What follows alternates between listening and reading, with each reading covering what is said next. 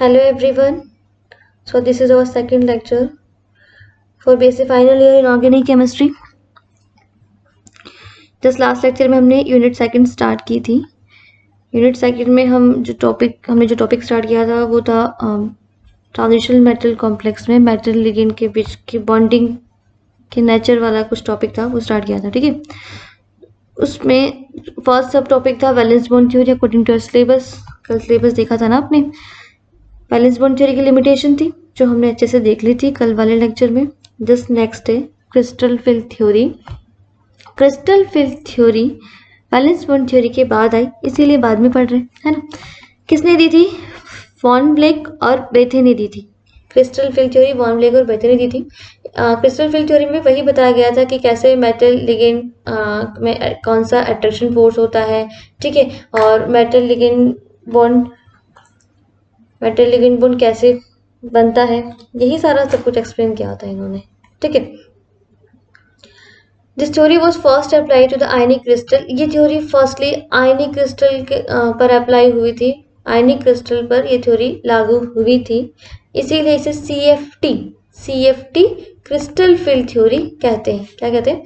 CFT crystal field theory कहते हैं. ठीक है, आयनिक क्रिस्टल एक्चुअल में ये मेटल लिगेंड के बीच जो बॉन्ड होता है ना, उसको आयनिक कैरेक्टर का बताती है. ये कहती है कि दोनों पॉइंट चार्ज की तरह बिहेव करते हैं दोनों, और दोनों के बीच में जो बॉन्ड होता है वो आयनिक होता है. कि VBT में क्या था? VBT में मेटल और लिगेंड के ऑर्बिटल आपस में ओवरलैप कर रहे थे, हाइब्रिडाइजेशन हो रहा था, वहां पर कोवेलेंट कैरेक्टर को रिप्रेजेंट किया गया था. ठीक है, फर्स्ट ऑफ ऑल इस CFT ने जो एक्चुअल में जो कॉन्सेप्ट बताया था कि कैसे लिगेंड मेटल के पास आएंगे, कैसे बॉन्डिंग होगी, इन सबको एक्सप्लेन करने के इन सबको समझने के लिए हमें कुछ बेसिक कॉन्सेप्ट समझना होगा.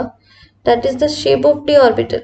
ठीक है, ध्यान से समझिएगा डी ऑर्बिटल का शेप, क्योंकि एक कॉन्सेप्ट आने वाला है CFT का मेन कॉन्सेप्ट, जो आपको इन शेप के अकॉर्डिंग समझ में आने वाला है. ठीक है, डी ऑर्बिटल का शेप से पहले S और P की बात कर लेते हैं. आपको पता है S ऑर्बिटल का शेप कैसा होता है? S ऑर्बिटल का शेप होता है स्फेरिकल होता है. इसी तरीके से P ऑर्बिटल का शेप कैसा होता है? P ऑर्बिटल का शेप होता है डम्बल शेप होता है, ऐसे ही होता है ना.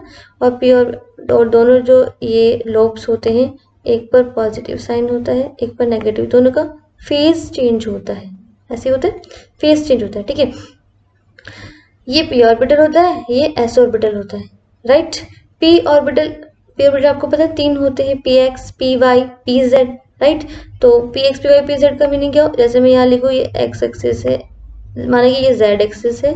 ठीक है, ये क्या है? ये Y एक्सिस है, और ये वाली मैं मान लेती हूँ X एक्सिस है. ठीक है, ये X एक्सिस है. ओके, ये X एक्सिस है. अगर हम PX की बात करें तो PX कैसे बनाएंगे? X एक्सिस पर होगी ये वाली लोब. PX की लोब कहाँ होगी? X एक्सिस पर. This is the PX. मैं PY की बात करूं तो PY कैसे बनाओगी? Y एक्सिस पर बनाओगी. राइट, मैं बात करूं PZ की बात करूं तो PZ कैसे बनाएंगे आप? PZ आप बनाएंगे ऐसे, ये Z एक्सिस पर. तो overall we can say that in P orbital the lobe of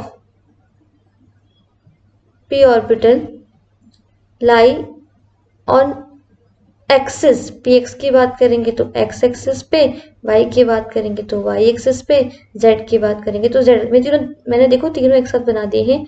ऐसे होती तो ऐसे है ना, एक ही लोब होते, डबल सिंगल डबल ही तो होता है, ये शेप होती. ठीक है, अब देखिएगा इसके बाद हम डी ऑर्बिटल पे आते हैं. डी ऑर्बिटल की शेप कैसी होती? द्विडंबलाकार बोलते ना, द्विडंबलाकार, डबल डंबल शेप. देखिए दो डंबल दिखाई दे रहे हैं, एक ये रहा और एक ये रहा, ये दो डंबल हो गए. ठीक है, देखो सब में दो डंबल दिखाई देंगे आपको, ये दो डंबल हो गए, ये दो डंबल. ठीक है, ये यहाँ पे एक डंबल एक दिखाई देता है, ये स्फेरिकल टाइप होता है. एक्चुअली होता है द्विडंबलाकार होते हैं. ठीक है, ये जो डबल डंबल शेप है, इनको ध्यान से समझिएगा. P ऑर्बिटल और जो ये डी ऑर्बिटल, इनकी शेप में डिफरेंस दिखेगा. पहले मैं इसकी S की बात करती हूँ. अगर मैं यहाँ पे XYZ एक्सिस ऐसे मेंशन करूँ तो आप क्या पाओगे कि s ऑर्बिटल किसी पर्टिकुलर एक्सिस पर नहीं है, चारों तरफ से सेम है, स्फेरिकल है। आप एक्स एक्सिस एक्स पे भी है, वाई पे भी है, जेड पे भी, सब जगह, समझ रहे हो। और यहाँ पर एक पर्टिकुलर एक्सिस पे है, पी एक्स एक्स एक्सिस पे है, पी वाई वाई पे है, पी जेड जेड पे। अब डी को देखिएगा, ये तो आपको पता है ना, डी ऑर्बिटल 5 होते हैं, जैसे पी 3 होते हैं, P X P Y P Z, वैसे ही डी क्या होते हैं 5, D X Y, D Y Z, D Z X, D X square Y square and D Z square. Okay, अब इनके शेप देखिएगा, ध्यान से देखिएगा। पहले मैं इसकी बात करती हूँ, D X square Y square, देखिएगा ये एक्स एक्सिस बना ली मैंने, ये वाई एक्सिस बना ली। अच्छा एक बात नोटिस कीजिएगा, आप लोग सोच रहे होंगे, कई स्टूडेंट के साथ ये प्रॉब्लम होती है कि कभी यहाँ एक्स बना रहे, कभी यहाँ वाई बना रहे, और कभी मर्जी आएगी तो जेड ही बना देंगे। देखो आपकी मर्जी होती है, आप चाहे जिसको एक्स वाई जेड बनाए, बस ये ध्यान रखना होता है कि तीनों एक दूसरे के परपेंडिकुलर होती है। ये Y axis X axis Z बनाओगे तो ऐसे, ठीक है, परपेंडिकुलर होती है, लंबवत होती है तीनों एक्सिस। ठीक, मैंने यहाँ D X square Y square को रिप्रेजेंट करना है। देखिए कैसे, ये एक्स एक्सिस बना दी, एक्स शो किया हुआ है, ये वाई एक्सिस, डी डंबल होता है, एक डंबल एक्स एक्सिस पर है और एक डंबल वाई एक्सिस पर है। That means D X square Y square पर भी जो डंबल होते हैं या जो लोब्स होती है वो कहाँ लाई करती है, एक्सिस पर लाई करती है, just like as P orbital. P orbital में भी एक्सिस पर लाई करती है, डी ऑर्बिटल में भी एक्सिस पर। बस डिफरेंस कहाँ आ रहा है, पी ऑर्बिटल सिंगल डंबल है, ये डबल डंबल है, एक फेस का भी डिफरेंस आ रहा है। देखो पी ऑर्बिटल के जो दोनों ये लॉब्स है, एक पे पॉजिटिव एक पे नेगेटिव, यहाँ पे सेम चार्ज होता है, दोनों पे पॉजिटिव, यहाँ दोनों पे नेगेटिव, इस तरीके से, ठीक है। ऐसे ही डी जेड स्क्वायर को भी आप इससे कोरिलेट कर सकते हैं। डी जेड स्क्वायर बोल रही हूँ तो जेड एक्सिस पर इसकी लोब होने वाली, ठीक है, और एक इस तरीके से स्फेरिकल टाइप होती है, यह है डी जेड स्क्वायर। अब इनको देखिएगा, D X Y D Y Z D Z X, D X Y ये एक्स एक्सिस है, this is Y axis mention किया हुआ है। डी एक्स वाई कैसे बनाएंगे, ध्यान रखिएगा, कभी भी डी एक्स वाई में एक्स एक्सिस पर या वाई एक्सिस पर लॉब नहीं आएगी। इन तीनों को देख लीजिए ध्यान से, देखो सेम सेम ही तो इनके नाम, D X Y D Y Z D Z X, इनके लगभग सेम स्क्वायर आ रहा है इनमें, D X square Y square D Z square. तो इनकी तो लोब कहाँ होगी, एक्सिस पर होगी, और इनकी लोब एक्सिस पर नहीं होगी, इनकी लोब इन बिटवीन एक्सिस लाइक करती है, समझ रहे हो।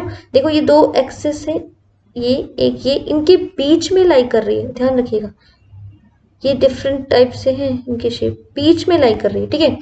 जैसे मैं डी एक्स वाई बोलूँ तो इसकी जो दोनों डंबल्स हैं वो एक्स एक्सिस और वाई एक्सिस के बीच में लाइक करेंगे, ध्यान रखिएगा, ओके। आप चाहे एक्सिस को बोल दो वाई को बोल दो, बस ये ध्यान रखना है, एक्स और वाई एक्सिस के बीच में लाई करेगा। ठीक इसी तरीके से डिवाइजेड वाई जेड में क्या होगा, वाई और जेड वाई एक्सिस और जेड एक्सिस के बीच में लाई करेगा, ओके, वाई और जेड एक्सिस के बीच में लाई करने वाला है। इसी तरीके से डी जेड एक्स में क्या होगा, जेड एक्सिस और एक्स एक्सिस के बीच में लाई करने वाला है ये दोनों नंबर, इतना ध्यान रखना है। दूसरी बात, ये लोब्स क्या रिप्रेजेंट करती है, ये लोब्स इलेक्ट्रॉन डेंसिटी को रिप्रेजेंट करती है। आपको पता होगा ना, डी ये जो ऑर्बिटल्स होते हैं, एस ऑर्बिटल पी ऑर्बिटल, जैसे एस एस एक होता है, पी 3 ऑर्बिटल होते हैं, डी 5 ऑर्बिटल होते हैं। एक ऑर्बिटल में आप 2 इलेक्ट्रॉन तो फिल करते हो, देखो ऐसे तो आप इलेक्ट्रॉन कैसे फिल करते हो, ऐसे तो ये एस ऐसे बनाते हो, एस का एक ही तो बनाते हो, और पी के आप कितने बनाते हो, 3 बनाते हो ऐसे करके, है ना, पी के आप 3 बना देते हो, ये लो ये 3 बन गए, है ना।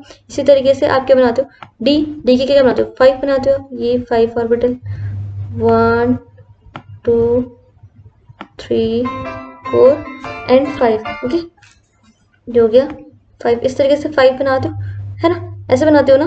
तो एक में कितने 2 इलेक्ट्रॉन आते हैं, तो ये 2 इलेक्ट्रॉन की डेंसिटी को रिप्रेजेंट करती है lobes, okay, lobes electron density को रिप्रेजेंट करती है, माइंड में सेट कर लीजिएगा। दैट मीन्स मैं बोल सकती हूँ कि डी एक्स वाई में तो इलेक्ट्रॉन डेंसिटी कहाँ पर है, डी एक्स वाई में इलेक्ट्रॉन डेंसिटी एक्सिस के बिटवीन में, इन बिटवीन एक्सिस, ठीक है। डिवाइजेड में भी इन बिटवीन एक्सिस है electron density, D Z axis में भी in between electron density, okay. D X square Y square में एक्सिस पर है इलेक्ट्रॉन डेंसिटी, जेड स्क्वायर में भी एक्सिस पर, ठीक है। ये नॉर्मल कॉन्सेप्ट था जो आपको माइंड में होना चाहिए, केमिस्ट्री पढ़ रहे हो तो आपको ये पता होना चाहिए, ओके। एक चीज और है, जो भी बेसिक कॉन्सेप्ट है, जो भी आपको पता होना चाहिए, ये जी और यू लिखा है, देखो मैंने जी और यू, ये एस पी डी एफ, ये ऑर्बिटल्स है, S P D F subshell है, ठीक है। ये G4 जीरेड होता है, यहाँ G4 जीरेड और U4 अनजीरेड है। यहाँ पे G का मतलब जीरेड, अनजीरेड, ठीक है। स्मॉल से रिप्रेजेंट करते हैं, ध्यान रखना G और U को, ठीक है। अब ये कब जीरेड यूज किया जा रहा है, कब अनजीरेड यूज किया जा रहा है, इस कॉन्सेप्ट को आप समझने की कोशिश कीजिएगा। For s orbital G, p orbital U, D G, ऐसे तो आप ऐसे ट्रिक लग रही होगी, सीधी सीधी अल्टरनेट कर देंगे इसको, G U G U G U, ऐसे तो कर सकते हैं। थोड़ा सा कॉन्सेप्ट समझिएगा। s ऑर्बिटल क्या होता है, स्फेरिकल होता है, ठीक है। s ऑर्बिटल स्फेरिकल होता है, ये डम्बल होता है, ये डबल डम्बल होता है। फेज की बात करें तो दोनों लोब की फेज यहाँ पर अपोजिट होती है, यहाँ दोनों लोब की फेज क्या होती है, सेम होती है, जो फेज को रिप्रेजेंट करता है, ठीक है, नहीं नेगेटिव और यहाँ पॉजिटिव, ओके। अब कॉन्सेप्ट ये है कि वो ऑर्बिटल जिनमें सेंटर ऑफ सिमेट्री पाई जाती है, सेंटर ऑफ सिमेट्री मतलब सममिति केंद्र पाया जाता है, उसे जीरेड कहते हैं, ठीक है। और जिसमें सेंटर ऑफ सिमेट्री नहीं पाई जाती है उसे अनजीरेड कहते हैं। सममिति एक्चुअली में सममिति को रिप्रेजेंट कर रहा है, सममित और असममित, ठीक है। अब क्या होती है सेंटर ऑफ सिमेट्री, थोड़ा सा फटाफट देख लीजिए। सेंटर ऑफ सिमेट्री होती है किसी सेंटर से up and down, left right, top bottom, या मैं बोलूँ आपको किसी पॉइंट से आप अपोजिट डायरेक्शन में कहीं भी किसी भी एंगल से अपोजिट डायरेक्शन में जाएंगे सेम डिस्टेंस पर, तो आपको सेम एनवायरनमेंट मिलेगा, that is centre of symmetry, okay.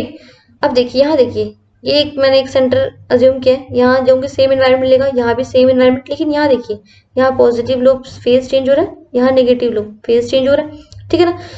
तो एनवायरनमेंट चेंज हो रहा है, डेट मीन्स ये सेंटर ऑफ, यहाँ पर ये जो सेंटर है वो सेंटर ऑफ सिमेट्री नहीं है, यानी इस वाले ऑर्बिटल में सेंटर ऑफ सिमेट्री नहीं है, ठीक है।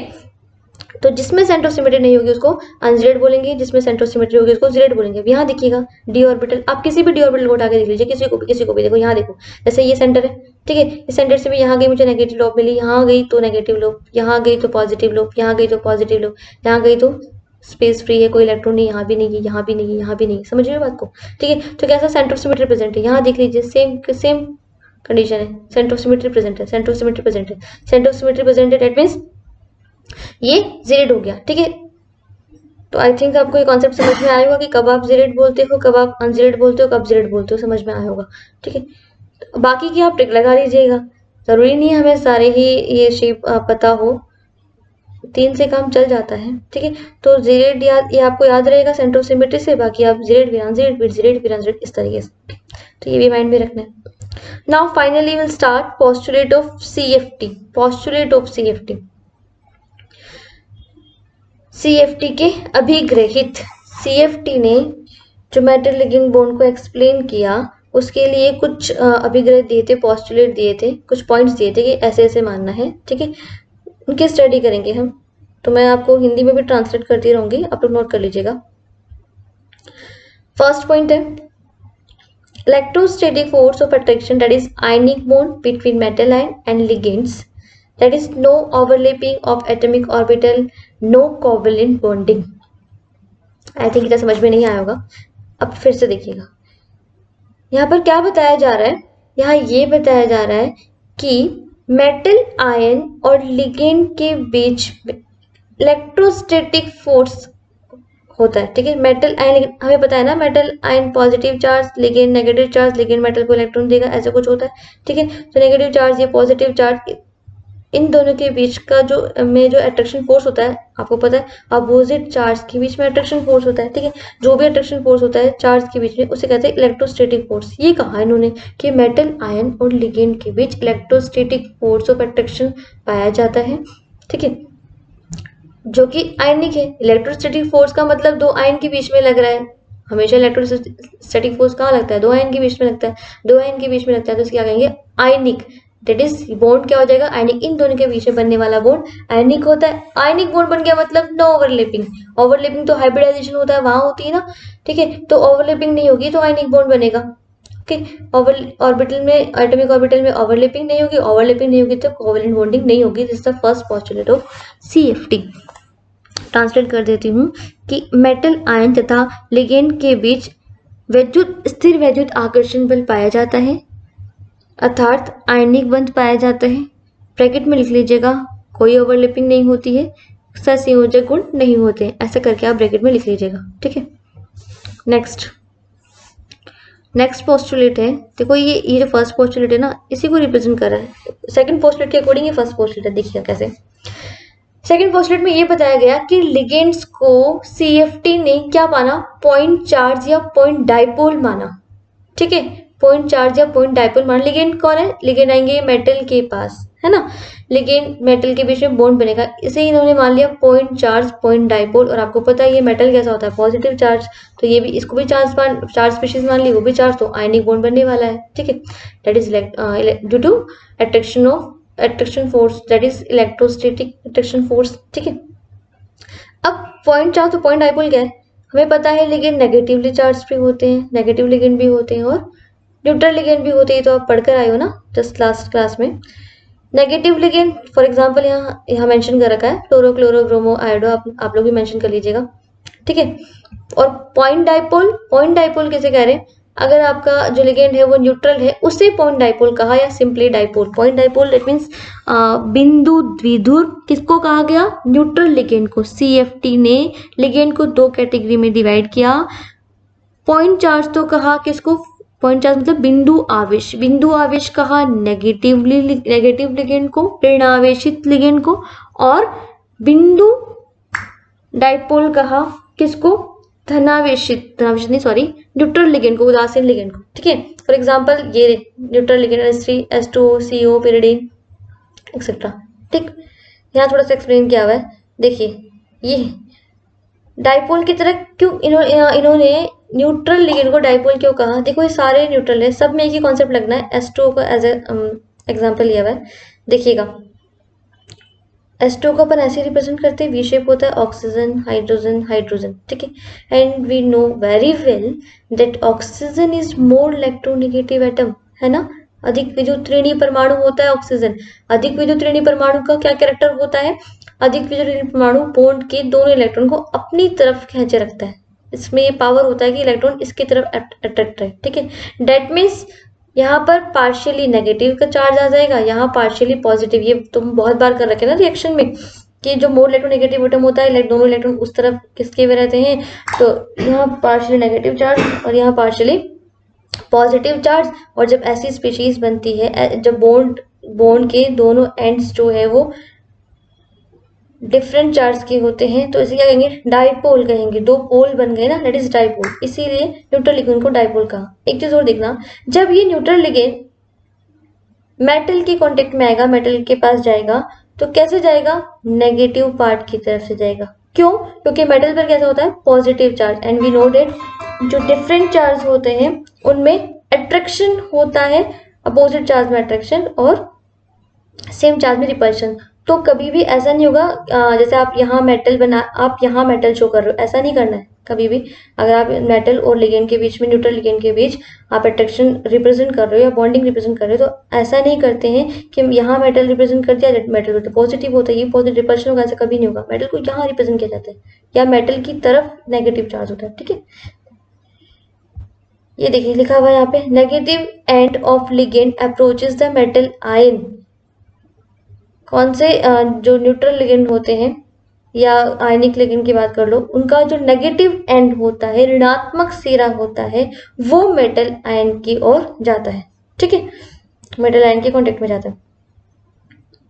इस तरीके से समझ सकते हो आप, इस तरीके से रिप्रेजेंट करते हैं। देख लीजिए, कोई भी कितना भी पॉजिटिव चार्ज होगा, यहाँ पर पार्शियल नेगेटिव पार्शियल पॉजिटिव, तो नेगेटिव चार्ज की तरफ से ही अट्रैक्शन होगा, okay. Ion dipole interaction show कर रखा है यहाँ पे। ये हो गए दो पोस्टुलेट। जस्ट देखते हैं थर्ड पोस्टुलेट। थर्ड पोस्टुलेट देखिएगा, एक बार मैं वापली बोल देती हूँ। Initially the all 5d orbitals of metal ion और metal atom are having same energy known as degenerate d orbitals. When ligand approaches to the metal ion, the d orbitals cannot be degenerate and split into various energy levels. एक बार मैं इसको translate कर देती हूँ। Translate इस तरीके से, धातु आयन अथवा धातु परमाणु में उपस्थित पांचों डी कक्षक प्रारंभ में समान ऊर्जा के होते हैं, जिन्हें संभ्रंश डी कक्षक कहा जाता है। डीजनरेट सेम एनर्जी को की एक टर्म है डीजनरेट, ठीक है। सेम एनर्जी, डीजनरेट का मतलब होता है सेम एनर्जी का होना, समान ऊर्जा वाले होना। इसे हिंदी में कहा जाता है संभ्रंश डी कक्षक कहते हैं, ठीक है।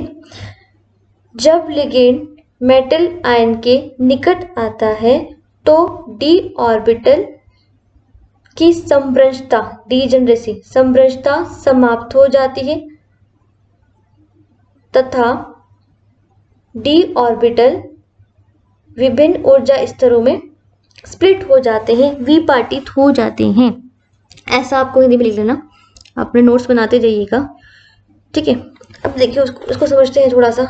वैसे तो आगे जाके समझ में आएगा, डायग्राम बनाओ उससे समझ में आ जाएगा आपको। यहाँ ये बताया गया है कि जब लिगेंड मेटल को अप्रोच करते हैं तो स्टार्टिंग में तो क्या होता है, स्टार्टिंग में हमने अब तक यही देखा है, ये देखो मैंने भी बनाया था ना यहाँ पे 5d ऑर्बिटल बनाए थे। ये 5d ऑर्बिटल कैसे है, ये देखो ये 5d ऑर्बिटल सेम एनर्जी के है ना, सबकी एनर्जी सेम है, एक ही साथ बनाए, ठीक है। एक्चुअल में ऐसा ही होता है, मेटल के जो डी ऑर्बिटल है वो सेम एनर्जी के होते हैं, लेकिन जैसे ही लिगेंड को अप्रोच करते हैं तो इनकी एनर्जी में वेरिएशन आ जाता है। कुछ ऑर्बिटल ज़्यादा एनर्जी के में और कुछ ऑर्बिटल कम एनर्जी में स्प्लिट हो जाते हैं, वेरियस एनर्जी के ऑर्बिटल में कन्वर्ट हो जाते हैं ड्यू टू लिगेंड अप्रोच। ऐसा क्यों होता है, जस्ट आगे कॉन्सेप्ट देखेंगे हम लोग। ये तो पॉस्टुलेट था, ठीक है। वही बोला हुआ है यहाँ पे कि डी ऑर्बिटल पहले तो सेम एनर्जी के होते हैं, जिसे डिजेनरेट डी ऑर्बिटल्स बोलते हैं, और बाद में जब लिगेंड अप्रोच करते हैं मेटल आयन को तो ये स्प्लिट हो जाते हैं, ठीक है, वेरियस एनर्जी लेवल में। Next postulate fourth, the separation of D orbital into two in octahedral and tetrahedral complexes energy bracket close energy levels or more energy levels in square planar square pyramidal TBP is called splitting of d orbital CFS crystal field splitting, ठीक है। एक बार मैं इसको explain कर देती हूँ। यहाँ ये बताया गया है, यहाँ क्या बताया गया था कि डी जब लिगेंड मेटल को अप्रोच करेंगे तो डी ऑर्बिटल की डीजनरेसी फिनिश हो जाएगी और वो वेरियस एनर्जी लेवल में स्प्लिट हो जाएंगे, ठीक है। तो डी ऑर्बिटल का जो ये सेपरेशन है वो या तो दो एनर्जी लेवल में सेपरेट होगा या वेरियस एनर्जी लेवल, देखो लिखा है ना, और मोर एनर्जी लेवल में। अब देखो अलग अलग कॉम्प्लेक्स के लिए अलग अलग होता है। अगर कॉम्प्लेक्स हमारा ऑक्टाहेड्रल या टेट्राहेड्रल है तो जो डी ऑर्बिटल का सेपरेशन है वो दो एनर्जी लेवल में होता है, 2 एनर्जी लेवल्स।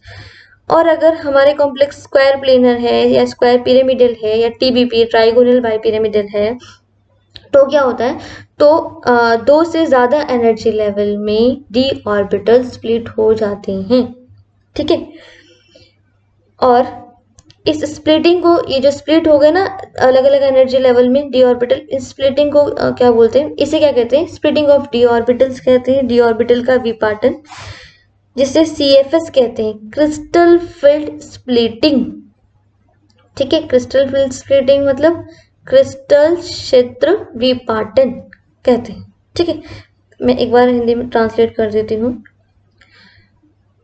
डी कक्षकों का विभाजन दो ऊर्जा स्तरों में, ब्रैकेट में लिखिएगा, ऑक्टाहेड्रल अष्टफलकीय तथा चतुष्फलकीय कॉम्प्लेक्स ब्रैकेट क्लोज, अथवा विभिन्न ऊर्जा स्तरों में, ब्रैकेट में लिखिएगा, स्क्वायर प्लेनर, स्क्वायर पिरामिडल तथा टीबीपी, ठीक है, ब्रैकेट क्लोज होना क्या कहलाता है, मैंने ये बोला ना, डी कक्षों का विभाजन दो एनर्जी लेवल और वेरियस एनर्जी लेवल में होना, splitting of D orbital, D कक्षों का विपाटन कहलाता है। ओवरऑल डी कक्षकों का दो एनर्जी लेवल अथवा अधिक ऊर्जा स्तरों में विभाजन क्या कहलाता है, डी कक्षों का विपाटन कहलाता है, जिसे बोलते हैं CFS crystal field splitting. The energy की between the energy level known as crystal field splitting energy. Very simple. अब देखो ये जो डी ऑर्बिटल है वो क्या हो रहे हैं, स्प्लिट हो रहे हैं, ठीक है, वेरियस एनर्जी लेवल में स्प्लिट हो रहे हैं। तो इनके बीच की जो एनर्जी होती है ना, उससे क्या बोलते हैं, इनके बीच की एनर्जी को क्रिस्टल फील्ड स्प्लिटिंग एनर्जी कहते हैं। एनर्जी में डिफरेंस आ गया ना, कुछ ज्यादा एनर्जी के बन जाएंगे, कुछ कम एनर्जी के बन जाएंगे, तो इनके बीच में जो एनर्जी डिफरेंस है ये कहलाएगी क्रिस्टल फील्ड स्प्लिटिंग एनर्जी, क्रिस्टल क्षेत्र विपाटन ऊर्जा। ओके, आप लिख सकते हैं ना इसको कि ऊर्जा स्तरों के बीच का ऊर्जा अंतराल, बीच की एनर्जी गैप, यस ऊर्जा अंतराल क्या कहलाता है, क्रिस्टल फील्ड स्प्लिटिंग एनर्जी कहलाती है। ठीक है,